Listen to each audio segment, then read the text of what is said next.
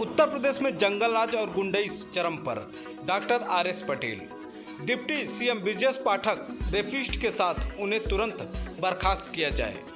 योगी की पुलिस अपराधियों के आगे बेबस।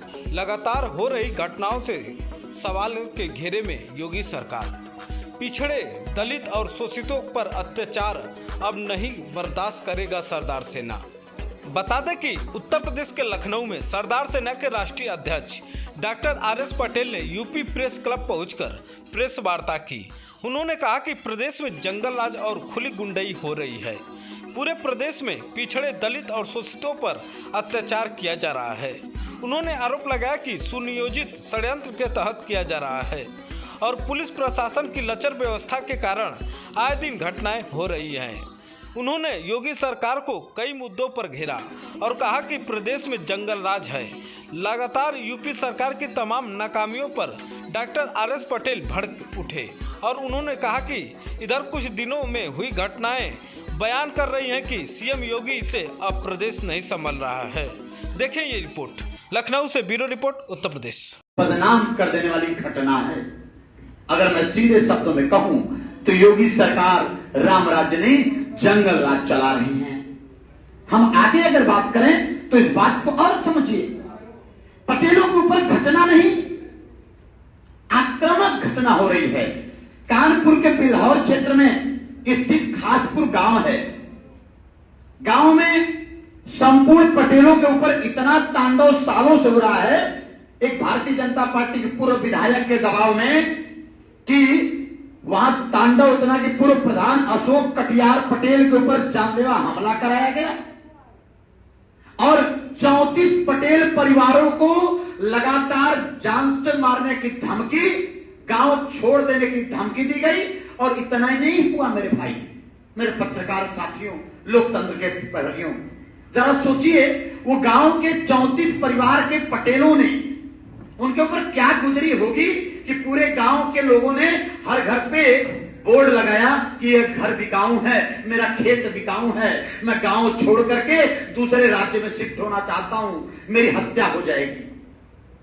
पूरे खासपुर, कानपुर बिल्हौर के अंतर्गत खासपुर गांव में पटेलों का वह गांव जहां के समूचे पटेल गांव छोड़कर गांव से पलायन करने को मजबूर हो जाए, उत्तर प्रदेश का राज्य छोड़कर दूसरे राज्य में शिफ्ट करने के लिए घोषणा कर देते हो। आखिर ये नौबत आई क्यों? ये कैसा राम राज्य है? यह सवाल है माननीय योगी जी की सरकार से और आप सबके माध्यम से कि उत्तर प्रदेश का वह जमात जो योगी सरकार को बनाता है, आज उसको गांव के गांव पलायन करने पड़ रहे हैं। यह नौबत क्यों आई?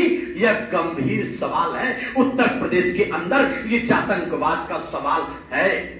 यह वीडियो, आप इस वीडियो को देखिए। उत्तर प्रदेश के अंदर क्या चल रहा है? जिस पीड़ित और पटेल पीड़ित भाई भाई है। योगी सरकार से और डिप्टी सीएम ब्रजेश पाठक से सिर्फ 3 सवाल। अगर जिंदा हो, अगर आपके अंदर दम है, जवाब दे सकते हो तो आरएस पटेल, सरदार सेना पूरे उत्तर प्रदेश में सीना खोल के आपसे सवाल कर रही है, जवाब दे देना। पहला, क्या तुम उत्तर प्रदेश में अघोषित मनुस्मृति लागू कर रहे हो क्या? दूसरा सवाल, क्या रेपिस्ट आपकी जाति से है इसलिए आप उसका साथ दे रहे हैं? क्या ओबीसी होता रेपिस्ट तो भी आप उसका साथ देते रहते ही? मेरा सवाल है। क्या तीसरा, क्या ब्रजेश पाठक जी आपकी बेटी या आपके परिवार की 8 वर्षीय बेटी के साथ कोई मैनिपुलेशन करता, कोई अपराध करता तो क्या आप उसको छोड़ देते? क्या आप कभी रेपिस्ट के साथ खड़े रहते? ये सवाल है मेरे दोस्तों, हल हो गई है। पूर्व प्रधान पाल कौशाम्बी के, जिन्होंने इस बेटी को संरक्षण देने का काम किया, वो राज्य से बाहर भी थे, उनको 25,000 का इनाम घोषित कर दिया। मुझे तो आशंका है उनके इनकाउंटर की तैयारी कर रहे हैं ये लोग, ऐसा आशंका है। क्या करेंगे मुझे नहीं लेकिन इनके कुकृत्यों से पता लगता है कि ऐसा ये कर सकते हैं। मैं आपको वो बात बताना चाहता हूं कि हमारी सरदार सेना की टीम जब कौशाम्बी गई तो पीड़ित परिवार का बयान लिया, पीड़ित परिवार की बेटी का बयान लिया।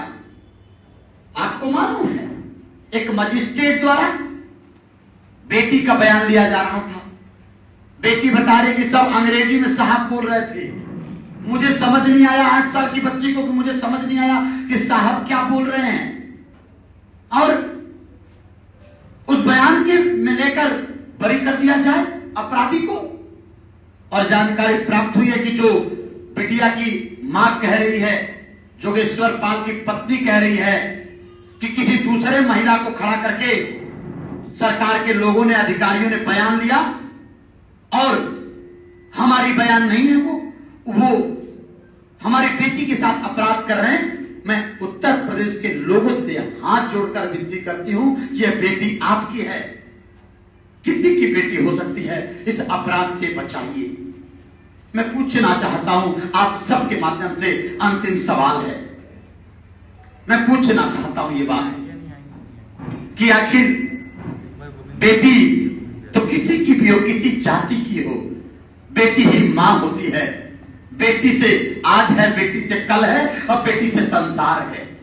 क्या हम अपने बहनों को, अपने बेटियों को बचाने का ये मादा नहीं बन सकते?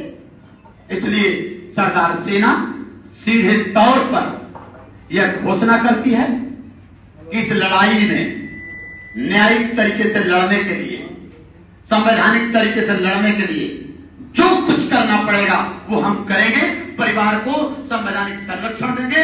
हाई कोर्ट, सुप्रीम कोर्ट तक सरकारी अपनी वकील, सरदार सेना फ्री ऑफ द कास्ट वकील रखेगी और न्यायिक तरीके से उनकी लड़ाई हम लड़ेंगे।